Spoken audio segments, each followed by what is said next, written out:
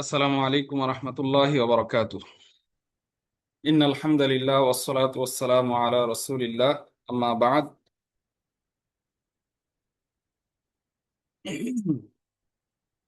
রমাদান উপলক্ষে আয়োজিত শাইবানী ইনস্টিটিউটের পক্ষ থেকে দারসুল কোরআনের আজ ইনশাআল্লাহ শেষ মাজলিস।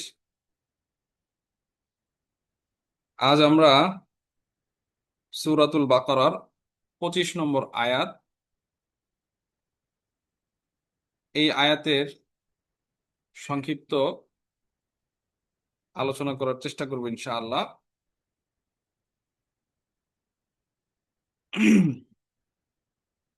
তো 25 নম্বর আয়াতটি হচ্ছে, আল্লাহ তাআলা বলেন, ওয়াবাশশিরিল্লাযীনা আমানু ওয়া আমিলুস সলিহাতি আন্না লাহুম জান্নাতিন তাজরি মিন তাহতিহাল আনহার কুল্লামা রুজিকু মিনহা মিন সামারাতির রিজকান ক্বালু হাযাল্লাযী রুজিকনা মিন ক্বাবল ওয়া উতু বিহি মুতাশাবিহা ওয়া লাহুম ফীহা আজওয়াজুম মুতাহহারা ওয়া হুম ফীহা খালিদুন। এই আয়াতের সাথে আগের আয়াতের কি মুনাসাবা, কি সম্পর্ক? আমরা যদি এর আগের আয়াতের দিকে খেয়াল করি, যে আগের আয়াতে আল্লাহ তাআলা কাফেরদের একটা অবস্থার কথা উল্লেখ করেছেন, কোরআনের সাথে তাদের কি মুআমালা, যে কোরআনের ব্যাপারে তারা সন্দিহান, এবং তাদের সেই সন্দেহের কারণে আল্লাহ তাআলা তাদের প্রতি চ্যালেঞ্জ ছুড়ে দিয়েছিলেন এবং তাদেরকে বলেছেন যে তোমরা তোমাদের আলিহা সহ আল্লাহ ব্যতীত সবাইকে তোমরা ডেকে নাও সাহায্যের জন্য, এই কোরআনের মতন, কোরআনের একটা সূরার মতন সূরা তৈরির ব্যাপারে। এবং তাদের এই সন্দেহ এবং কোরআনকে তারা অস্বীকারের যে তাদের অবস্থা, সেটার প্রেক্ষিতে আল্লাহ তাআলা কঠোর একটা হুঁশিয়ার বাণীও তাদেরকে দিয়েছেন যে তোমরা আসলে কখনোই পারবে না, সুতরাং তোমরা জাহান্নামকে ভয় করো। ফাত্তাকুন নারাল্লাতী ওয়াকুদুহান নাস ওয়াল হিজারাহ উইদ্দাত লিল কাফিরিন, এবং যেটা কি, যেই জাহান্নাম কাফেরদের জন্য প্রস্তুত। তো আল্লাহ তাআলা কাফেরদের অবস্থা বর্ণনা করার পরে, যে কাফেরদের জন্য জাহান্নাম প্রস্তুত করে রাখা হয়েছে এবং তার ওয়াকুদ হবে, অর্থাৎ তার জ্বালানি হবে হচ্ছে মানুষ এবং পাথর। তো জাহান্নামের একটা ভয়াবহ পরিস্থিতি এখানে আল্লাহ তাআলা উল্লেখ করেছেন এবং কাফেরদের অবস্থা উল্লেখ করেছেন। তো কোরআনে কারীমের এটা একটা স্বাভাবিক অবস্থা। আপনি কোরআন তেলাওয়াত করলে খেয়াল করবেন, অধিকাংশ জায়গায় যেখানেই শাস্তির কথা এসেছে, যেখানেই কাফেরদের শাস্তির কথা এসেছে, জাহান্নামের শাস্তির কথা এসেছে, সেখানেই আল্লাহ তাআলা মুমিনদের জন্য যে জান্নাত রেখেছেন সেই জান্নাতের কথা এসেছে। যেখানেই কাফেরদের কথা এবং জাহান্নামের শাস্তির কথা যেখানে এসেছে, সেখানেই মুমিনদের কথা এবং মুমিনদের জন্য যেই জান্নাত আল্লাহ তাআলা প্রস্তুত রেখেছেন তার কথা এসেছে।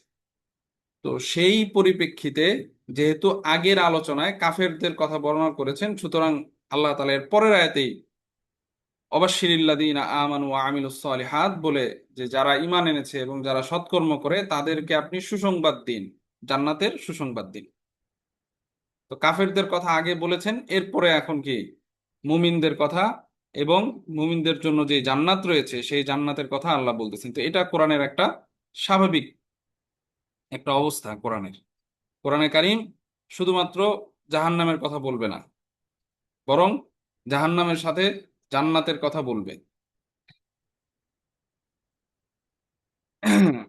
ওয়াঈদ এবং ওয়াদ যদি একসাথে আসে, ওয়াঈদ মানে হচ্ছে শাস্তির যেই অঙ্গীকার আল্লাহ তাআলার পক্ষ থেকে, আর ওয়াদ বলতে বোঝায় যেটা সুসংবাদ আল্লাহ তাআলার পক্ষ থেকে। তো ওয়াদ এবং ওয়াইদ যখন একসাথে আসে তখন আসলে সেই মাউইজাটা মাউইজা জামিআ হয়, পরিপূর্ণতা হয় সেই মাউইজাটা, সেই ওয়াজটা। ওয়াজের মধ্যে যদি শুধুমাত্র আপনার হাসি আনন্দই থাকে, শুধুমাত্র নাজ নিয়ামতের কথাই থাকে, তাহলে সেই ওয়াজ এটা পরিপূর্ণ না। আবার যেই ওয়াজে শুধুমাত্র মানে জাহান্নামের ভয়ের কথাই থাকে, শুধু কষ্টের কথাই শুধুমাত্র বর্ণনা হয়, সেই ওয়াজটাও পরিপূর্ণ না। তো ওয়াজ নসিহা এটা পরিপূর্ণ হয় হচ্ছে যখন উভয় দিক আলোচনা হয়। তারগিব এবং তারহিব, তারগিব এবং তারহিব এটা আল্লাহ আহ সুন্নাহ ইলাহিয়া, আল্লাহ তাআলার মানে স্বাভাবিক রীতি এটা, যে আল্লাহ তাআলা আলোচনায় জাহান্নামের কথা আনলেই জান্নাতের কথা আনবেন, জান্নাতের কথা আনলে জাহান্নামের কথা আনবেন, যাতে মানুষজন সতর্ক হতে পারে জাহান্নামের ব্যাপারে, আবার মানুষজন যাতে জান্নাত পাওয়ার জন্য আগ্রহী হয়। কারণ কিছু মানুষ থাকবে যাদেরকে আসলে মানে মানে ভয় দেখাইতে হবে, আবার কিছু মানুষ থাকবে যাদেরকে আসলে মানে এই যে সুসংবাদের কথা, জান্নাতের সুসংবাদের কথা সেটা জানাইতে হবে। আবার দুইটা জিনিস একসাথে যখন আসবে তখন আসলে মানুষের ইমানের পরিপূর্ণতা আসবে। এই জন্যই ইমানকে বলা হয় আল ইমানু বাইনাল খাউফি ওয়ার রাজা, যে ইমান এটাকে আশা এবং ভয়ের মাঝে নিহিত। শুধু ভয়ও না, শুধু আশাও না, বরং জাহান্নামের ব্যাপারে ভয়ও থাকতে হবে, আবার জান্নাতের যেই আল্লাহ তাআলার যে ক্ষমা এবং জান্নাতের যে নাজ নেয়ামত সেটার প্রতিও আগ্রহী থাকতে হবে। তো এই হিসেবে এটা হচ্ছে কোরআনের কি একটা স্বাভাবিক রীতি, যেখানেই কাফেরদের কথা, কাফেরদের শাস্তির কথা, সেখানেই মুমিনদের কথা, মুমিনদের নাজ নেয়ামত জান্নাতের সেই কথা আসে। তো সেই পরিপ্রেক্ষিতে 25 নম্বর আয়াতের সম্পর্কটা হচ্ছে আগের আয়াতের সাথে। এখানে আরেকটা গুরুত্বপূর্ণ বিষয় হচ্ছে, এটাকে বলা হয় আতফুল কিসসতি আলাল কিসসতি। আমরা যারা আতফ পড়েছি, হরফে আতফ, আতফুন নাসাক বলা হয় এটাকে, আতফুন নাসাক, অর্থাৎ যেখানে মানে হরফে আতফের মাধ্যমে, আতফ দুই ধরনের, আতফুল বায়ান, আতফুন নাসাক। তো আতফুন নাসাক এটা হয় হচ্ছে হরুফুল আতফের মাধ্যমে। আমরা জানি যে হরফে আতফ যে কয়টা আছে, 9টা বা 10টা। হরফে আতফ 10টা হিসেবে আমরা জানি, কিন্তু হরফে আতফ 9টার ব্যাপারেও আহ নাহবিদদের মত আছে। তো যাই হোক, তো হরফে আতফ দিয়ে কি করা হয়, একটা শব্দের সাথে আরেকটা শব্দের সম্পর্ক স্থাপন করা হয়, এক করা হয়।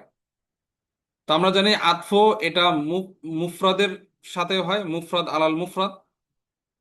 আবার আতফুল জুমলা আলাল জুমলা, মানে এক বাক্যের সাথে আরেক বাক্যের কি আতফ। যেমন এখানে আল্লাযীনা আমানু ওয়া আমিলুস সলিহাত, তো এখানে যে ওয়াওটা হরফে আতফ, তো তার আগে হচ্ছে আমানু, এটা একটা জুমলা। এরপরে আমিলুস আমিলুস সলিহাত, এটা কি আরেকটা জুমলা। তাহলে এখানে আতফুল জুমলা আলাল জুমলা হয়েছে। আবার আতফুল মুফরাদ আলাল মুফরাদ হয়, যেমন জা জাইদুন ওয়া খালিদুন।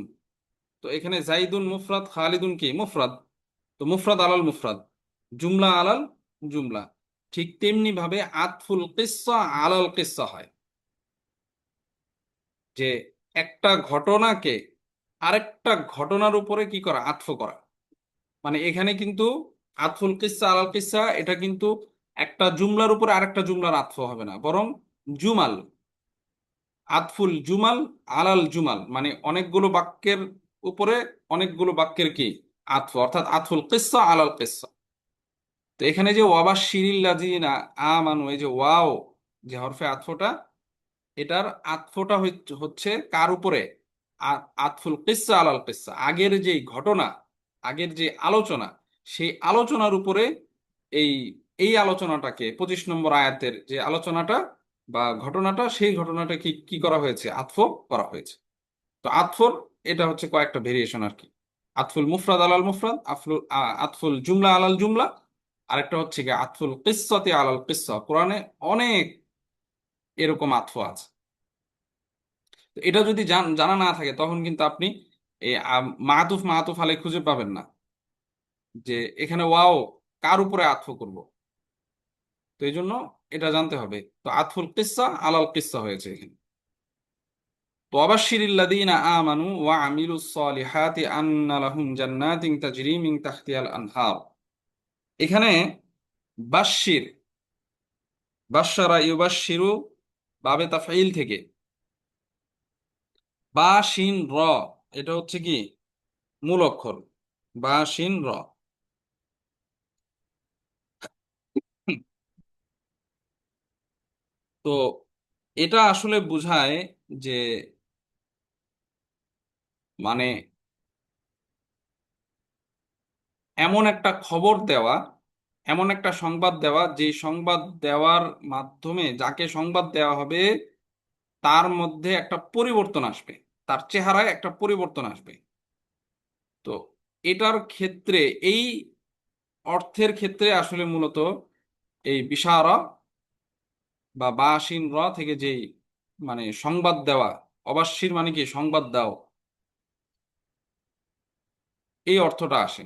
তো এখন বিষয়টা হচ্ছে যে মানুষকে যখন কোনো বিষয়ের খবর দেওয়া হয়, যদি সেটা আনন্দদায়ক হয় তার জন্য, দেখবেন যে তার চেহারার মধ্যে একটা হাসির ছাপ আসে বা খুশির ছাপ আসে। তো কি তার চেহারার মধ্যে একটা পরিবর্তন আসবে।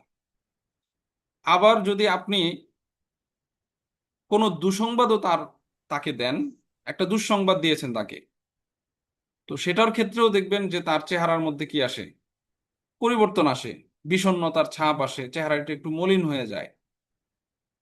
তো সেই ক্ষেত্রে ভালো বিষয়ের সংবাদ হোক বা খারাপ বিষয়ের সংবাদ হোক, দোনোটার ক্ষেত্রে, দুইটার ক্ষেত্রেই মানুষের চেহারার মধ্যে কি আসে, পরিবর্তন আসে। তো এই জন্য ভালো সংবাদের ক্ষেত্রেও কিন্তু বাশশারা ইউবাশশিরু দেওয়া যায়, আবার খারাপ সংবাদের ক্ষেত্রেও কি বাশশারা ইউবাশশিরু বলা যায়, এবং কোরআনে এটার ব্যবহার আছে। আবার আসলে বলা হয় যে মানে মূলত ভালো সংবাদের ক্ষেত্রেই বেশিরভাগ হচ্ছে বাশশারা ইউবাশশিরু এই শব্দ ব্যবহার করা হয় ভালো সংবাদের ক্ষেত্রে। সুসংবাদের ক্ষেত্রে বাশশারা ইউবাশশিরু এটার ব্যবহারটা কি আগলাব, বেশি। তবে কোথাও যদি আহ খারাপ সংবাদের ক্ষেত্রে বাশশারা ইউবাশশিরু ব্যবহার করা হয়, তখন আসলে সেটা তাহাক্কুমের অর্থে আসে, বা এটা মাজাজ হিসেবে নেওয়া হয়, এবং তাহাক্কুমের জন্য, বিদ্রূপ করার জন্য। আল্লাহ তাআলা কোরআনের অনেক জায়গায় বলছেন না যে কাফেরদেরকে সুসংবাদ দেওয়া, জাহান্নামের সুসংবাদ। তো জাহান্নাম, এটা তো জাহান্নামের জাহান্নামেরটা এটা তো সুসংবাদ হইতে পারে না, ঠিক না? জাহান্নাম এটা তো কি দুঃসংবাদ তাদের জন্য, কিন্তু আল্লাহ তাআলা ব্যবহার করতেছেন বাশশারা ইউবাশশিরু দিয়ে। তো এটা কি তাহাক্কুমের জন্য, বিদ্রূপ করা তাদের, তাদের সাথে। এবং যেটা আমরাও আমাদের সচরাচর আহ কথাবার্তার মধ্যেও বলি। তো ওয়াবাশশিরিল্লাযীনা আমানু ওয়া আমিলুস সলিহাত। তো এখানে বাশশির, এটা আমরের সিগা, মুখাতাবকে, মুখাতাব হচ্ছে সহজ বিষয়, রসুল করিম সাল্লাল্লাহু আলাইহি ওয়াসাল্লাম, যে আল্লাহ তাআলা তার নবীকে খেতাব করতেছেন যে আপনি কি, আপনি সুসংবাদ দেন। কাদেরকে? আল্লাযীনা আমানু ওয়া আমিলুস সলিহাত, যারা ঈমান এনেছে এবং সৎকর্ম করেছে, যারা ঈমান এনেছে এবং সৎকর্ম করেছে। এখন এখন একটা বিষয় হচ্ছে যে ওয়ামিলুস সলিহাত, আস-সলিহাত জমা মুয়ান্নাস সালেম, তার শুরুতে আবার আলিফ লাম আনা হয়েছে। তো সামগ্রিক যত ভালো কাজ আছে, কল্যাণকর কাজ আছে, সব কিন্তু এটার মধ্যে অন্তর্ভুক্ত, ওয়া আমিলুস সলিহাত। এবং এখানে এখানে আলিফ লামটা আলিফ লাম ইস্তিগরাকি, যেটা সামগ্রিকতা বোঝায়। আবার জমায়ের সিগা আনা হয়েছে, তার মানে সমগ্র, সামগ্রিক যত ভালো কাজ আছে, সমগ্র ভালো কাজ এটার মধ্যে অন্তর্ভুক্ত, যে যারা ঈমান এনেছে এবং কি সৎকর্ম করেছে, ভালো কাজ করেছে। তো আপনি তাদেরকে সংবাদ দেন, কিসের সংবাদ? এই যে আন্না লাহুম জান্নাতিন, এখান থেকে হচ্ছে বাশশিরের মাফুলে বিহি, মাফুলে বিহি এখান থেকে শুরু, আন্না লাহুম জান্নাতিন তাজরি মিন তাহতিহাল আনহার। এখানে এই যে আন্না, এখানে তার শুরুতে আসলে বা হরফে জ্বর ছিল। বা হরফে জ্বরকে মানে অনেক সময় মাহজুফ করা হয়, এটা একটা নিয়ম। তো আন্না দুই ধরনের আছে, আন্না মাসদারিয়া, আর একটা হচ্ছে আন্না কি হরফে মুসাব্বাবিল ফেল, আমরা জানি। তো আন্না মাসদারিয়া এবং আন্না হরফে মুসাব্বাবিল ফেল, দুই ক্ষেত্রেই অনেক সময় বা হরফে জরকে হজফ করা হয়। তো এটা কেমন যেন এমন ছিল, অবাশশিরিল্লাযিনা আমানু ওয়া আমিলুস সালিহাতি বিআন্না লাহুম জান্নাতিন, বিআন্না। তো এখানে বা হরফে জরকে হজফ করা হয়েছে। তো আন্না লাহুম জান্নাতিন তাজরি মিন তাহতিহাল আনহার, জান্নাত এটা হচ্ছে আন্নার কি এসএম, বা আন্নার এটা হচ্ছে এখানে মুক্তাদা, আন্নার এসএম। আর লাহুম এটা হচ্ছে কি খবরে আন্না মুকাদ্দাম। তো আন্না লাহুম জান্নাতিন তাজরি মিন তাহতিহাল আনহার, জান্নাত জমা ব্যবহার করা হয়েছে, কারণ আসলে আমরা জানি যে জান্নাত সাতটা: জান্নাতুল ফেরদাউস, জান্নাতু আদন, জান্নাতুল নাঈম, এরপর হচ্ছে দারুল খুলদ, ওয়া জান্নাতুল মাওয়া, ওয়া দারুস সালাম, ওয়া ইল্লিয়ুন। তো এই যে জান্নাত সাতটা, তো এই জন্য আসলে জান্নাত, আন্না লাহুম জান্নাত, তাদের জন্য রয়েছে কি জান্নাত। তো জান্নাতের যে অনেক জান্নাত যে সাতটা আছে সবগুলোকে অন্তর্ভুক্ত করতেছে, এবং তাদের জন্য রয়েছে এই যে জান্নাত, এবং জান্নাত সবাই পাবে হচ্ছে কি তার নিজের আমল অনুযায়ী। কেউ কেউ জান্নাতুল ফেরদাউস পাবে, কেউ জান্নাতুল খুলদ পাবে, কেউ জান্নাতুল মাওয়া পাবে, তার আমল অনুযায়ী কি পাবে। তো আন্না লাহুম জান্নাতিন, আবার জান্নাত বলতে এখানে তাদের জন্য বিভিন্ন ধরনের বাগান বা বাগিচা কি থাকবে। তো সেই ক্ষেত্রেও এটা কি জমা, মানে একটা জান্নাত সে পাবে না, মানে একটা বাগান, একটা বাগিচা তার জন্য থাকবে না, তার জন্য অনেক বাগিচা কি অনেক বাগান থাকবে। তো আন্না লাহুম জান্নাতিন তাজরি মিন তাহতিহাল আনহার। তো জান্নাত, জান্নাতের সিফত বর্ণনা করতেছে যে তাজরি মিন তাহতিহাল আনহার, যে জান্নাতটা কেমন। জান্নাতটা হচ্ছে যে যার তলদেশে বা যার নিচে নহর প্রবাহিত হয়। নাহরুন থেকে আনহার জমা মানে নদী, প্রবাহিত। নহর বলতে আসলে বোঝায় হচ্ছে প্রবাহিত পানি, যেটা যে পানিটা আবদ্ধ না। তো যার তলদেশে কি প্রবাহিত পানি বা নদী প্রবাহিত হয়, এটা হচ্ছে কি জান্নাতের সিফাত। এবং আপনি দেখবেন যে কোরআনের যেখানেই জান্নাতের সিফত বর্ণনা করেছে অধিকাংশ জায়গায় তাজরি মিন তাহতিহাল আনহার, এই আহ, সিফতটাকে আপনি পাবেন জান্নাতের, জান্নাতের ক্ষেত্রে। এটা একটা বিশেষ দিকে ইশারা, সেটা হচ্ছে যে আসলে আপনারা যদি কোনো বাগান দেখে থাকেন, বাগান কিভাবে হয়? অনেকগুলো গাছ, লতা পাতা, যেখানে একটা জায়গায় অনেক গাছ, বিভিন্ন ধরনের গাছ থাকে, তো সেটা মিলে একটা বাগান হয়। তো বাগানের মধ্যে ধরেন যে বিভিন্ন ধরনের ফুলের গাছ থাকতে পারে, ফলের গাছ থাকতে পারে, সুন্দর সুন্দর গাছ থাকতে পারে, সবকিছু আছে।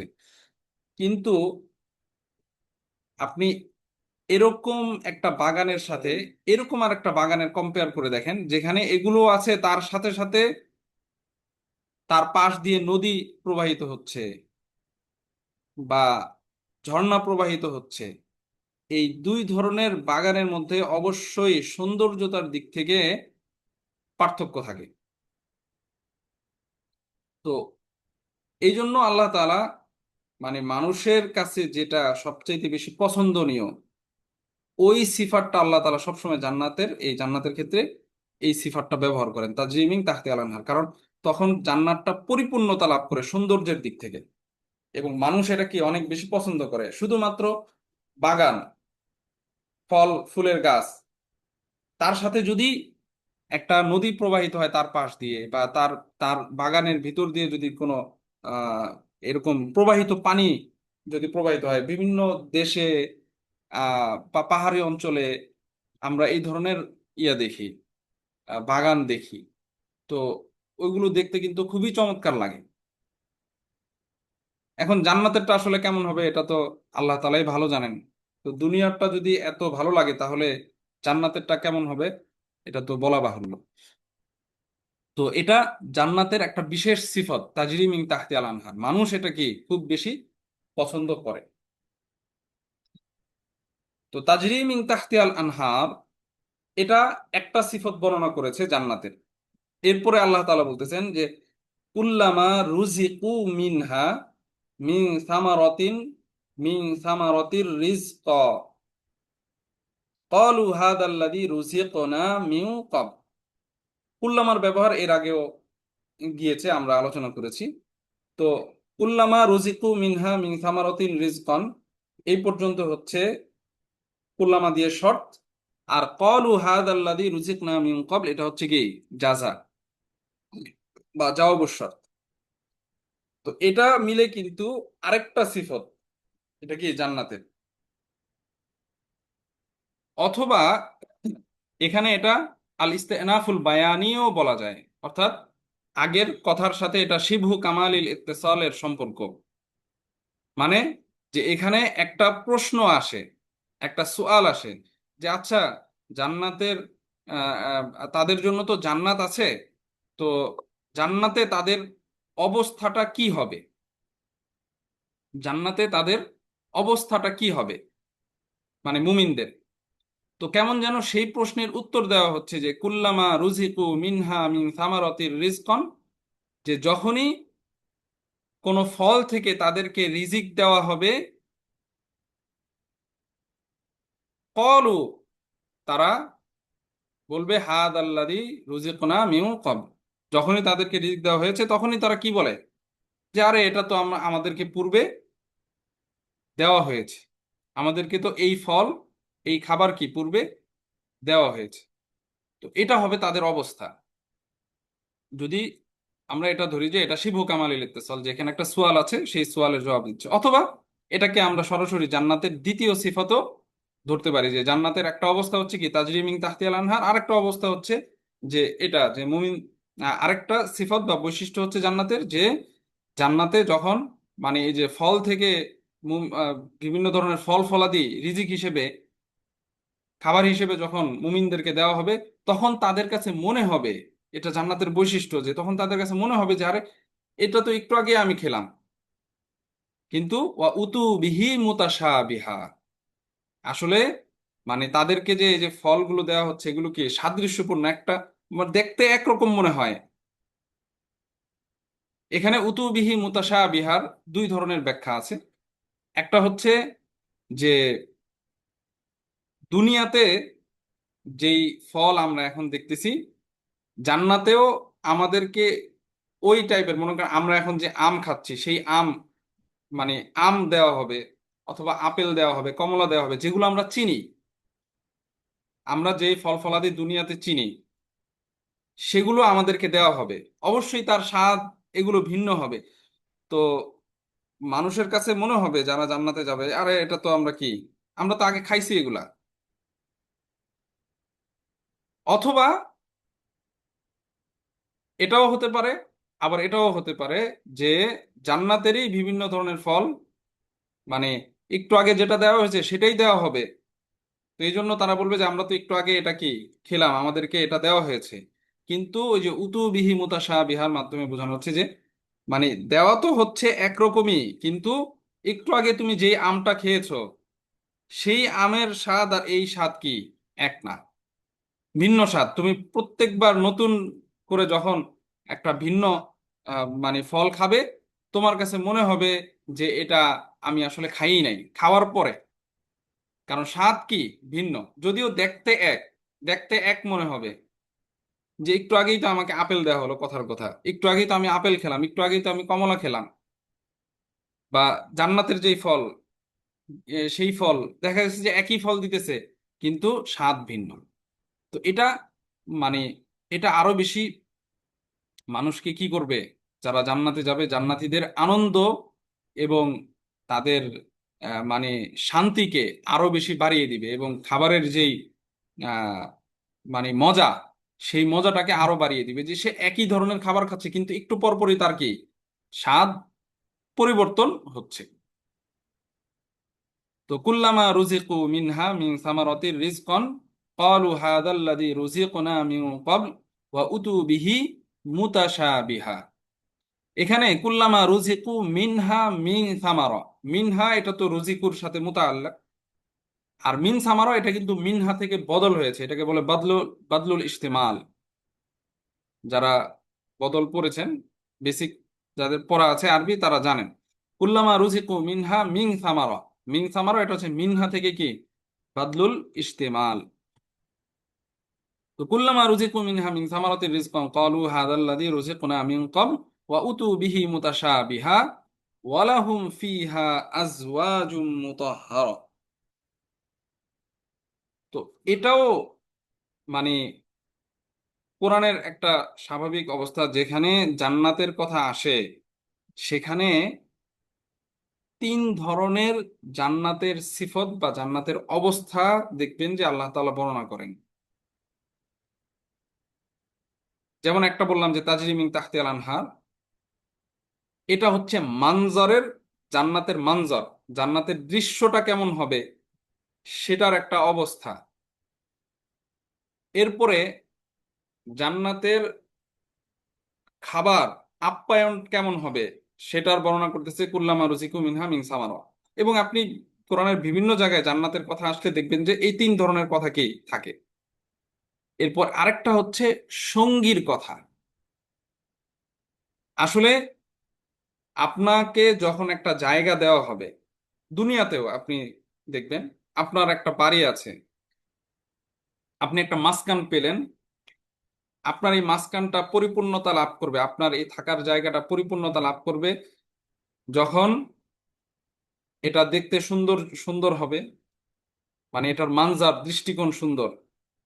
এখন শুধু শুধু কি আসলে মানে সুন্দর টাইলস, এরপরে হচ্ছে বিভিন্ন ধরনের মার্বেল পাথর দিয়ে তৈরি এই আপনার যে দালান, এই দালান দেখে দেখে কি আপনার পেট ভরবে? সেটা ভরবে না। এজন্য আপনার কি দরকার? উন্নত মানের যদি খাবার আপনি নিয়মিত খেতে পারেন, তাহলে এটা আপনার এই যে এখানে যে এত দামি একটা বাড়িতে যে আমি থাকতেছি, তার আনন্দটাকে আরো দ্বিগুণ করবে। সেটা কি যদি আপনার উন্নত মানের খাবার তার সাথে পরিবেশন হয়। এখন সুন্দর জায়গা, সুন্দর খাবার, এটা দিয়েই মানুষের আসলে এগুলো ক্ষণিক। মানুষের মানুষ আরেকটা জিনিসের প্রতি খুব বেশি আকৃষ্ট, সেটা হচ্ছে সঙ্গী। সে পুরুষ হোক বা নারী হোক, তার একজন কি দরকার? সঙ্গী দরকার। মানুষ একা থাকতে পারে না। আদম আলাইহিস সালামকে যখন আল্লাহ তাআলা সৃষ্টি করছেন, তিনি তিনি জান্নাতের সব জান্নাতেই তিনি ছিলেন, কিন্তু সব কিছু থাকার পরও তিনি একাকিত্ব ভোগ করতেছিলেন, একাকিত্ব অনুভব করতেছিলেন। তার মানে এটা দ্বারা কি বোঝায়? আসলে আপনার কাছে সারা দুনিয়া আছে কিন্তু আপনি পুরা দুনিয়াতে একা। মনে করেন পুরা দুনিয়ায় কেউ নাই, পুরা দুনিয়ার মালিক আপনি, ঠিক আছে, পুরা দুনিয়ার মানে আহ একক কর্তৃত্ব আপনার হাতে, কিন্তু আসলে দুনিয়াতে কেউ নাই। তো এত মানে সহায় সম্পদ, নাজ নেয়ামত, দুনিয়ার সব কিছু থাকার পরও আপনি কিন্তু শান্তিতে থাকতে পারবেন না। তো এটা মানুষের একটা স্বাভাবিক বিষয়, মানুষ সঙ্গী ছাড়া থাকতে পারে না, মানুষ একা থাকতে পারে না, মানুষের সঙ্গী দরকার হয়। যতই নাজ নেয়ামত, যত ধন সম্পদের মালিকই হোক না কেন, কেউ যদি একা হয়, যে তার আসলে কেউ নাই, তাহলে দেখবেন যে তার মনের মধ্যে সেই শান্তি থাকে না। তো জান্নাতের নেয়ামতের পরিপূর্ণতাটা লাভ করবে আসলে ওই যে সঙ্গী ধারা। এই জন্য জান্নাতের, যেখানেই আল্লাহ তাআলা জান্নাতের বর্ণনা করেছেন সেখানেই এই এই কথাগুলো, এই সিফতগুলো আসলে বর্ণনা করেছেন। তিনটা গুরুত্বপূর্ণ সিফাত, একটা হচ্ছে মানজার, মানজার জামিল, তোআম, তোআম জামিল, ঠিক আছে, আর কি, আর হচ্ছে আপনার এই যে একজন পবিত্র সঙ্গী। তো তো এবং সঙ্গীর ক্ষেত্রেও আপনি দেখবেন যে আল্লাহ তাআলা পবিত্রের কথা বলেছেন, ওয়ালাহুম ফিহা আজওয়াজুম মুতাহহারা। তো তাদের জন্য সেখানে কি থাকবে? তাদের জন্য সেখানে পবিত্র সঙ্গী থাকবে। এই পবিত্র সিফাতটা ব্যবহার করার দ্বারা এই বিষয়টাকে আরো আকর্ষণীয় করে তুলেছে, যে শুধু সঙ্গী না, তারা কি হবে? পুত পবিত্র হবে। তার মানে তারা শুধুমাত্র আমার জন্যই হবে। তো ওয়ালাহুম ফিহা আজওয়াজুম মুতাহহারা। তো আল্লাহ তাআলা প্রথমে দেখেন এখানে যে তারতিবটা, জান্নাতের সিফাতটা, সেটাও খুব চমৎকার। মানে কোরআনের কোরআনের ভাষা শৈলীর এখানে আসলে আমরা আহ মানে আল্লাহ তাআলার আহ, সামনে সিজদায় পড়ে যাওয়ার মতন অবস্থা, যে কোরআনের ভাষা শৈলীটা আসলে কেমন। যে আল্লাহ তাআলা প্রথমে মানজারের কথা বলছেন কেন? কারণ মানুষ কোথাও কোথাও যখন আসে, আপনাকে কোথাও দাওয়াত দিয়েছে, দাওয়াত দাওয়াত দিয়েছে, কোনো বাসায় আপনি গিয়েছেন, যাওয়ার পরেই আপনার প্রথমে নজর হচ্ছে ওই বাড়িতে পড়বে। দেখবেন আমরা কোথাও নতুন একটা জায়গায় গেলে প্রথমে কিন্তু মানে নিজের মাথা ঘুরিয়ে দেখতে চাই, বুঝতে চাই। বা যদি মনে করেন যে ঘরটা খুব সুন্দর হয়, আমরা সেই সুন্দরের দিকে আগে আগে তাকাই। তো নজর কিন্তু আগে কাজ করে, এটা আগে হয়। আগে আমরা যাই, যাওয়ার পরে দেখি, আশপাশ দেখি, মাথা ঘুরাই, উপরে তাকাই, নিচে তাকাই, এত সুন্দর কারুকার্য, সেটা আগে দেখি। তো এই কারণে মানে তাজরিমিং তাহতি আল আনহার, এই মানজারের বিষয়টাকে আল্লাহ তাআলা আগে এনেছেন। এরপরে না, মানে কোথাও যাওয়ার পরে এই কিছুক্ষণ যাওয়ার পরে এরপরে আমাদের জন্য কি আনা হয়, মনে করেন মেহমানদারি করা হয়, আপ্যায়ন করা হয়। তো এরপরে কি, সেই তারতিব অনুযায়ী দেখেন এখানে এরপরে খাবারের কথা, তোয়ামের কথাটা বলছে জান্নাতের। এরপরে আসলে কি, সঙ্গীর কথা বলা হচ্ছে। তো এই যে তারতিবটা, তারতিব বাদিয়ে কোরআনের আসলে। তো আন্না লাহুম জান্নাতিন তাজরি মিন তাহতিহাল আনহার কুল্লামা রুজিকু মিনহা মিন সামারাতির রিজকান ক্বালু হাযাল্লাযী রুজিকনা মিন ক্বাবল ওয়া উতু বিহি মুতাশাবিহা ওয়া লাহুম ফিহা আজওয়াজুম মুতাহহারা। তো তাদের জন্য সেখানে থাকবে কি, পুত পবিত্র সঙ্গী। এটা হচ্ছে কি হাল, মানে তাদের অবস্থা বর্ণনা করা হচ্ছে। মানে যে জান্নাতি যারা, যারা জান্নাতে থাকবে তাদের অবস্থা বর্ণনা করতে করা হচ্ছে, যে তারা তাদের অবস্থাটা কি হবে। তাদের ওই ওই ওইটার অবস্থা হবে যে তারা সেখানে সেখানে তাদের জন্য থাকবে হচ্ছে কি পুত পবিত্র সঙ্গিনী। ওয়াহুম ফিহা খালিদুন। এবং তারা সেখানে থাকবে চিরস্থায়ী। তা আপনি এটাও খেয়াল করবেন যে জান্নাতের বেশিরভাগ জায়গায় জান্নাতের বর্ণনা করার ক্ষেত্রে আল্লাহ তাআলা এই যে খালিদুন, খালিদান ফিহা, এই ধরনের শব্দ ব্যবহার করেছেন। চিরস্থায়ী বোঝায় খালিদুন। খুলদ এই এই শব্দটার আসলে দুই ধরনের মানা আছে। একটা হচ্ছে যেটা চিরস্থায়ী বোঝায়, খালিদুন ধারা কিন্তু চিরস্থায়ী বোঝায়। আবার খালিদুন ধারা মানে অনেক দিন, মানে অনেক অনেক দিন স্থায়ী হওয়া, সেটাও বোঝায়।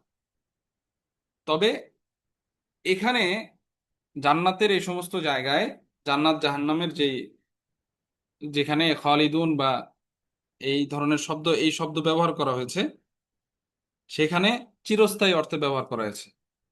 তবে এরকম আরো কিছু জায়গা আছে যেখানে ওলামায়ে কেরামদের মধ্যে কথা আছে যে ওইখানে চিরস্থায়ী, সব চিরস্থায়ী অর্থে না, বরং মানে মাকস তবিল, মানে দীর্ঘ সময় বোঝানোর জন্য, বোঝাতে খালিদুন শব্দ ব্যবহার করা হয়েছে। যাই হোক, সেটা ভিন্ন জায়গা।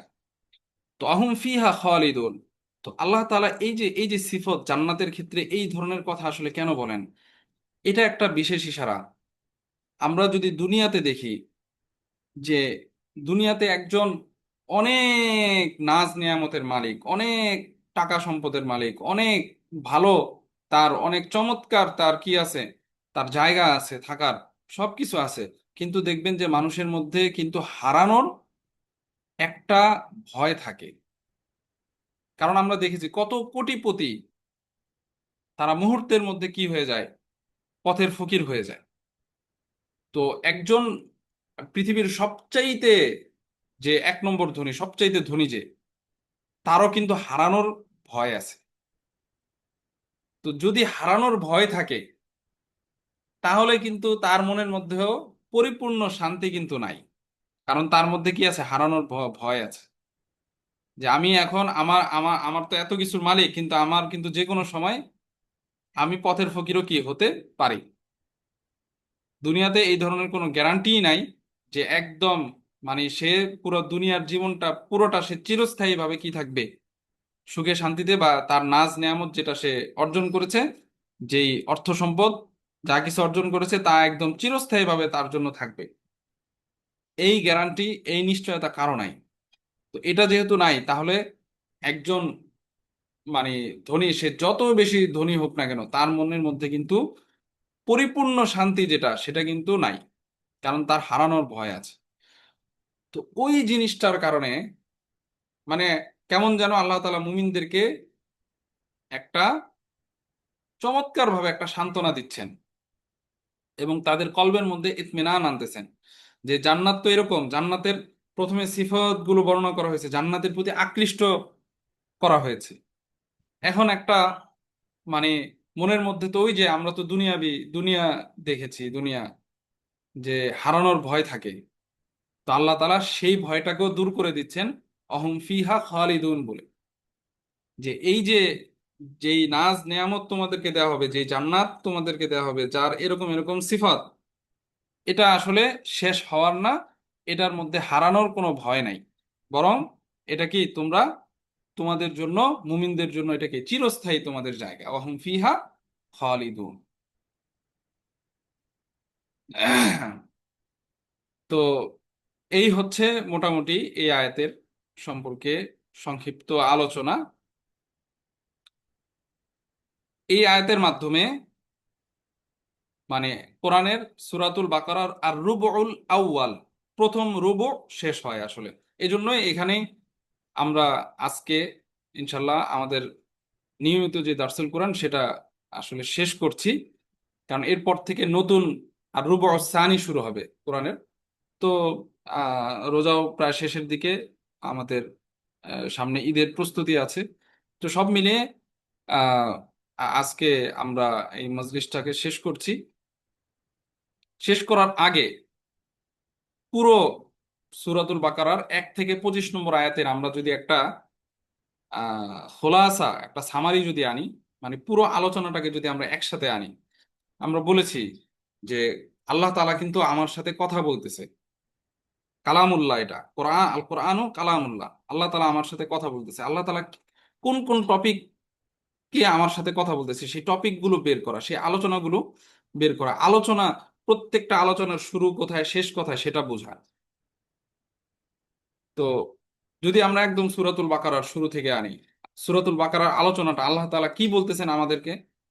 প্রথমে আল্লাহ তাআলা তার কোরআনের ব্যাপারে বলতেছেন যে এটা এমন, তোমাদেরকে এমন একটা কোরআন দিচ্ছি, যেই কোরআন যাতে কোনো সন্দেহ নাই, এবং এই কোরআন এটা হচ্ছে মুত্তাকিনদের জন্য হেদায়েত। তো মুত্তাকিন কারা? মুত্তাকিন হচ্ছে এই যারা ঈমান এনেছে, যারা সৎকর্ম করে, যারা আখিরাতের প্রতি বিশ্বাস আনে।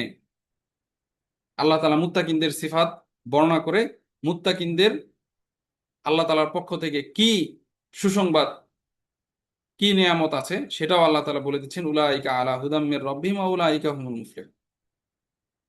তো যেহেতু মুমিনদের কথা বলেছে, সুতরাং মুমিনদের বিপরীতে আরো যে দুইটা দল আছে, মানুষের মধ্যে যে তিনটা ভাগ, মুমিন, কাফের, আর হচ্ছে মুনাফিক।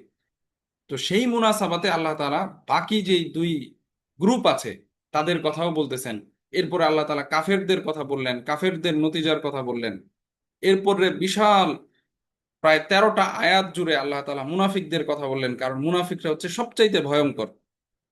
তো এই জন্য যাতে মুনাফিকদের থেকে মুমিনরা সতর্ক থাকতে পারে, আল্লাহ তাআলা এই জন্য মুনাফিকদের দীর্ঘ আলোচনা, তাদের বৈশিষ্ট্য, তাদের হালত, এবং তাদের জন্য তাদের যে ভয়াবহ অবস্থা, সেই ভয়াবহ অবস্থা তাদের যে জঘন্য অবস্থা, সেই জঘন্য এবং ভয়াবহ অবস্থাকে আল্লাহ তাআলা তুলে ধরেছেন একদম 20 আয়াত পর্যন্ত। তো আল্লাহ তাআলা যখন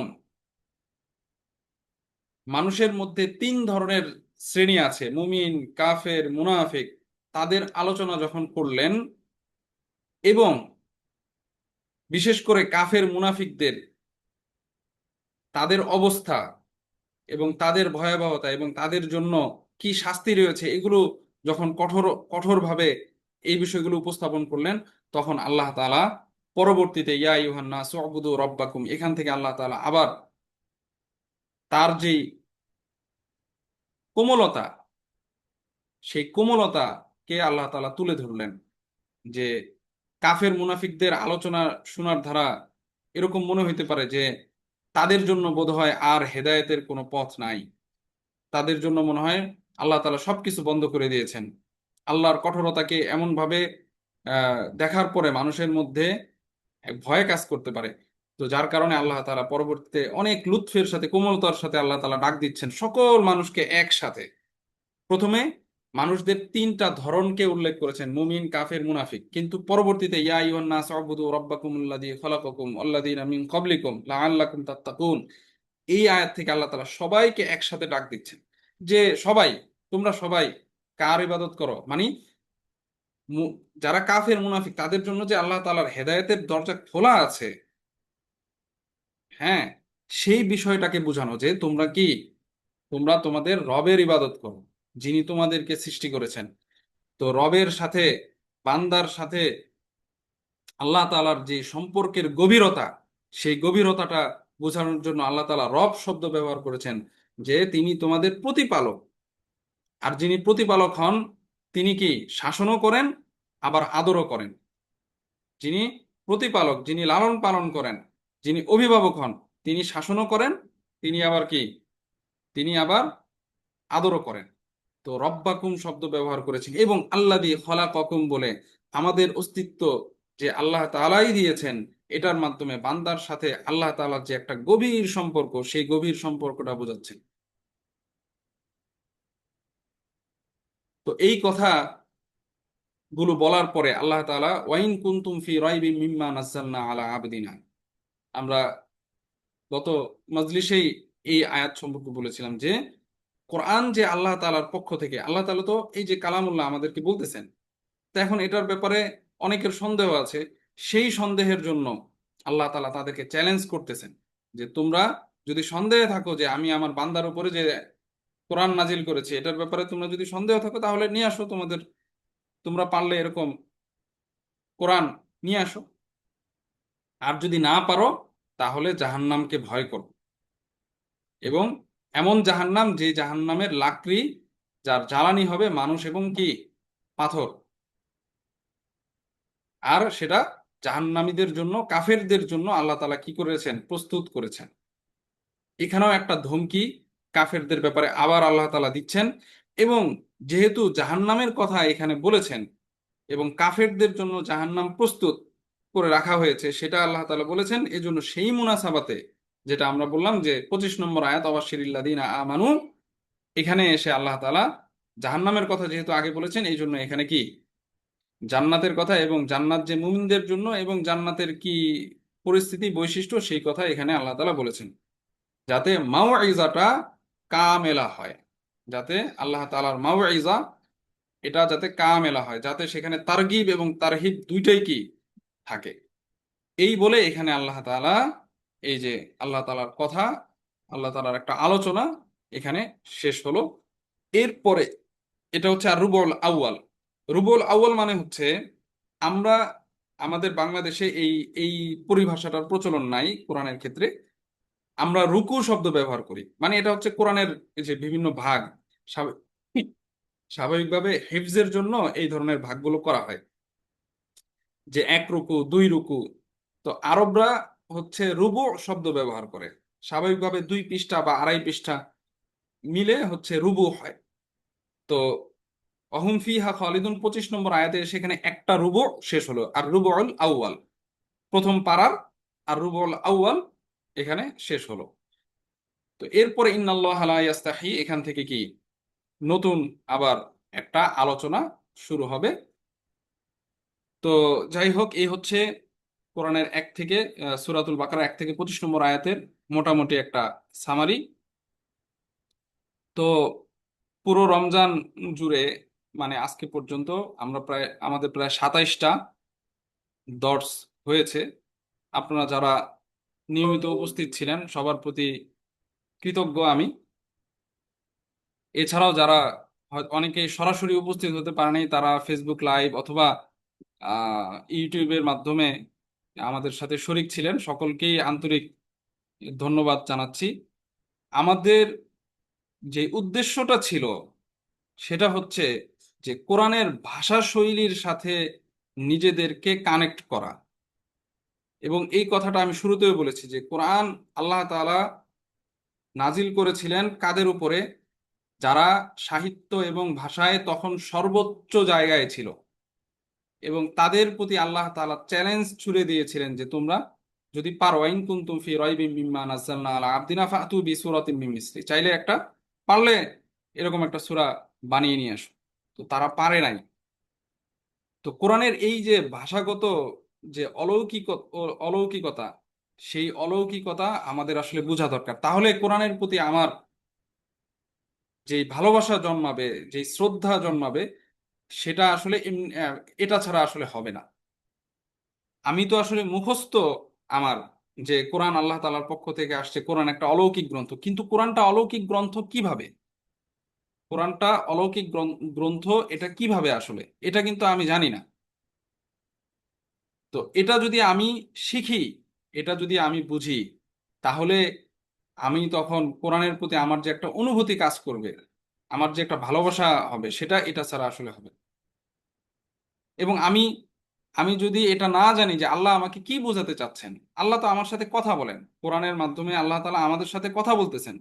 তো আল্লাহ তাআলা আসলে কি বলতেছেন সেটা আমি আমি তো বোঝার চেষ্টা করি নাই কখনো, যে কোথায় আসলে কি বলতেছেন, কেন হঠাৎ করে ওয়াইন কুনতু ফি রাইবিম মিম্মা নাযালনা বলতেছেন, কেন কাফেরদের কথা বলতেছেন, কেন মুনাফিকদের কথা বলতেছেন।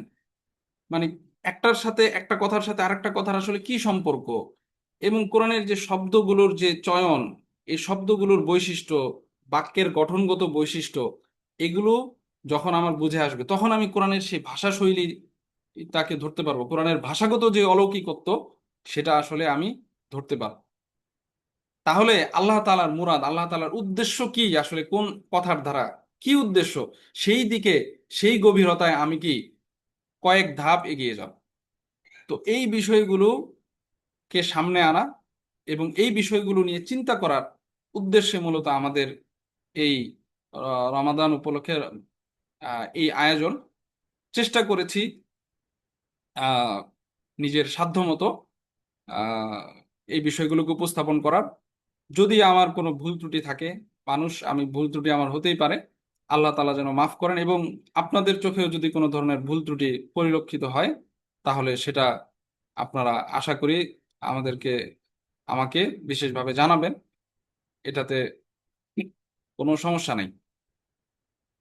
আরেকটা বিষয় হচ্ছে যে আমাদের এই দর্শ সম্পর্কে আপনার যে কোনো মন্তব্য, যে কোনো অনুভূতি যদি প্রকাশ করতে চান, তাহলে আমাদের পেজের যে রিভিউ অপশন আছে সেখানে গিয়ে আপনারা আপনাদের অনুভূতি প্রকাশ করতে পারেন।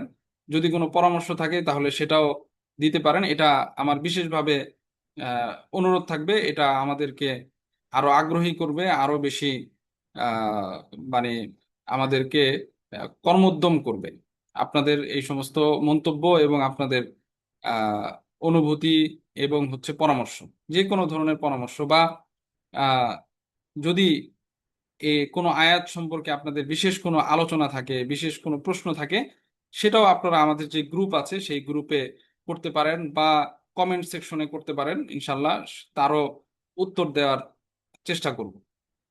সর্বোপরি আহ, আপনারা আপনাদের কাছে এটা আমরা আশা রাখি যে আমাদের এই আয়োজনগুলো যাতে আরো সুন্দর হয়, এবং আমরা যেন আরো নতুন নতুন আয়োজন আমাদের মাহাদুর সাইবানী ইনস্টিটিউটের পক্ষ থেকে আরো সুন্দর সুন্দর আয়োজন যাতে করতে পারি, যেটা উম্মার জন্য কল্যাণকর হবে, আমাদের আহ মুমিন ভাই বোনদের জন্য কল্যাণকর হবে, এই ধরনের কোনো আয়োজন যাতে আমরা নিয়মিত করতে পারি, সেটার জন্য আপনাদের দোয়া, সহযোগিতা এবং ভালোবাসা চাই। আপনাদের দোয়া সহযোগিতায় আমরা ইনশাল্লাহ এগিয়ে যাব। আমাদের নতুন প্রতিষ্ঠান, নতুন কার্যক্রম, নতুন সবকিছু। তো আপনারা পাশে থাকলে, আপনারা যদি আমাদের সহযোগিতা করেন, দোয়া করেন, তাহলে ইনশাল্লাহ আমরা আরো নতুন নতুন আয়োজন আনার চেষ্টা করব। এবং ইনশাআল্লাহ রমাদান পরবর্তী আমাদের নতুন একটা আয়োজন আসবে, ইনশাল্লাহ ঈদের পরপরই এটার ব্যাপারে আহ, ঘোষণা আসবে। আমরা ইনশাল্লাহ হিফজুল হাদিস নিয়ে একটা আহ, কার্যক্রম, একটা নতুন কার্যক্রম শুরু করতে চাচ্ছি। ইনশাল্লাহ এর বিস্তারিত জানানো হবে। আর আরেকটা বিষয় হচ্ছে, এটা আমার ইচ্ছা, যদি এখানে আমি আগ্রহী মানুষ পাই তাহলে এটা করব। সেটা হচ্ছে আমাদের এই দারসুল কোরআনটাকে নিয়মিত করার ইচ্ছা আমার আছে। যদি মানে আগ্রহী কাউকে পাওয়া যায়, আগ্রহী মানুষ যদি পাওয়া যায়, সেটার ব্যাপারে ইনশাল্লাহ ফিকির চলতেছে, এবং সেটার ব্যাপারেও হয়তোবা শীঘ্রই কোনো ঘোষণা আসবে। নিয়মিত এটা ইচ্ছা হচ্ছে প্রথমে পুরো সূরাতুল বাকারা পুরোটা এভাবে শেষ করা, এরপরে ধাপে ধাপে আল্লাহ যদি তৌফিক দান করেন বাকি সূরাগুলো এবং কোরআনের শেষ পর্যন্ত। এটা এটা আমার একটা লাইফ টাইম, এটা হচ্ছে আমার স্বপ্ন নিজের হায়াতের জন্য, যে পুরো কোরআনকে আল্লাহ তাআলা যেন পুরো কোরআনের এই খেদমতটা করার তৌফিক দান করেন। এই জন্য আপনারা দোয়া করবেন, সহযোগিতা চাই। যদি মানে এরকম লোক পাওয়া যায়, 10 জন 15 জন, বেশি মানুষ নিব না, এবং সেটা আসলে এভাবে উন্মুক্ত ফেসবুক লাইভে হবে না। সেটা ইনশাল্লাহ আলাদাভাবেই এটার কোনো ব্যবস্থা হবে। তো এরকম যদি পাওয়া যায় তাহলে সেটা ইনশাল্লাহ করার ইচ্ছা আছে। আপনাদের কাছে দোয়া চাই। রমাদানের একদম শেষ মুহূর্তে আমরা আছি, আমরা সবার জন্য দোয়া করব বিশেষভাবে। আহ, আপনাদের কাছে আমি আমার এবং আমার ফ্যামিলির জন্য দোয়া চাই, দোয়া করবেন। আমাদের এই প্রতিষ্ঠানের জন্য দোয়া করবেন, আল্লাহ যেন এই প্রতিষ্ঠানকে ইখলাসের সাথে কবুল করে, ইখলাসের সাথে যেন আমরা সামনে আরো সুন্দর সুন্দর কার্যক্রম করতে পারি। তো এই বলে আমরা আমাদের আজকের মজলিস এবং রমাদান উপলক্ষে যে দারসুল কোরআন ছিল সেই দারসুল কোরআনের সমাপ্তি করছি। ওমা তৌফিকি ইল্লা বিল্লাহ। আসসালামু আলাইকুম ওয়া রাহমাতুল্লাহি ওয়া বারাকাতুহু।